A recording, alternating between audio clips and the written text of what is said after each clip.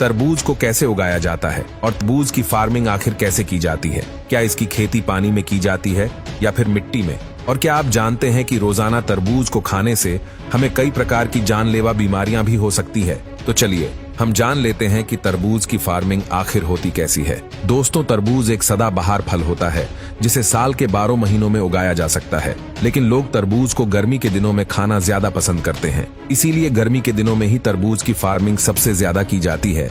तो तरबूज फार्मिंग के लिए यहाँ प्लांट नर्सरी में तरबूज के बीजों से छोटे छोटे पौधे तैयार कर लिए जाते हैं। इस फसल के लिए मध्यम काली जल निकासी वाली मिट्टी उपयुक्त होती है। तरबूज के लिए मिट्टी का स्तर 5.5 से 7 तक उपयुक्त होता है। तरबूज की फसल को गर्म और शुष्क मौसम और भरपूर धूप की आवश्यकता होती है।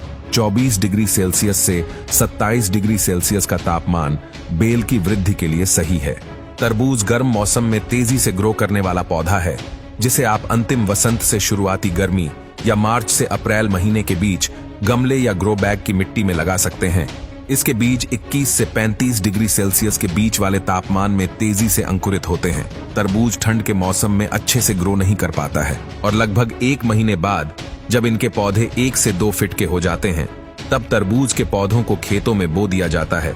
तरबूज की खेती नदी या तालाब से सटे इलाकों में की जाती है, जिससे कि तरबूज अच्छे क्वालिटी के उगते हैं।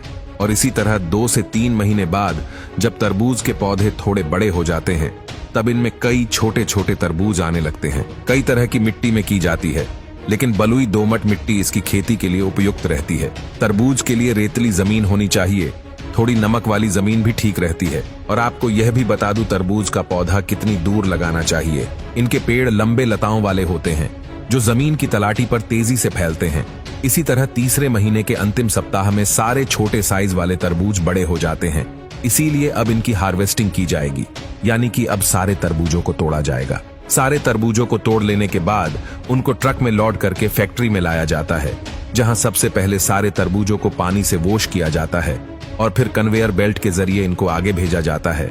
यहाँ वर्कर इनके ऊपर डंठल को काट कर इनसे अलग कर देते हैं और आखिर में तरबूज के सतह को पॉलिश भी किया जाएगा, जिसके लिए यहाँ सारे तरबूजों को एक एक करके इस पॉलिशिंग मशीन के द्वारा तरबूजों को पॉलिश किया जाता है, जिससे कि तरबूजों पर चमक आ जाती है।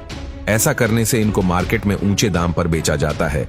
तो फाइनली अब सारे तरबूजों को पैकिंग एरिया में भेज देते हैं, जहां उनको कार्टूनों में पैक कर दिया जाता है। और कुछ यही प्रोसेस होता है तरबूज के फार्मिंग का। और आपको बता दूं कि तरबूज में लगभग 92% पानी ही मौजूद होता है। इसलिए तरबूज के रोजाना सेवन से हमारे खून में पानी की मात्रा अधिक हो जाती है, जिससे हमें थकावट, कमजोरी और अन्य प्रकार की समस्याएं हो सकती हैं। तो दोस्तों, तरबूज के फार्मिंग के बारे में जानकारी आपको कैसी लगी, हमें कमेंट करके जरूर बताना।